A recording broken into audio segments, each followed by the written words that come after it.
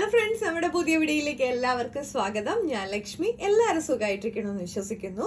നമ്മളിന്ന് തയ്യാറാക്കുന്നത് വളരെ എളുപ്പത്തിലും അതുപോലെ ടേസ്റ്റി ആയിട്ടുള്ള ഒരു ഫ്രൂട്ട് സാലഡാണ്. അപ്പോൾ നമുക്കതെങ്ങനെ തയ്യാറാക്കുന്നതെന്ന് നോക്കാം.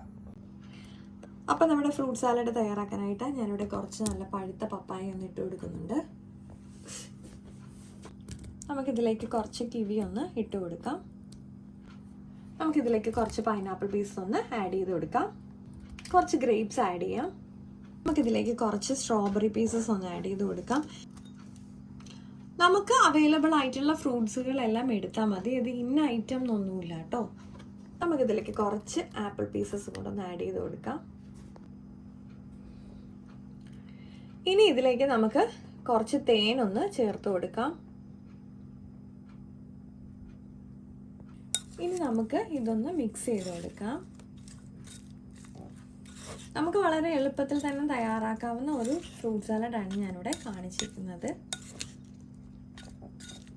കുട്ടികൾക്കൊക്കെ നമുക്ക് കൊടുക്കാനായിട്ട് വളരെയധികം ഇഷ്ടപ്പെടുന്ന ഐറ്റമാണ് കേട്ടോ ഇത്.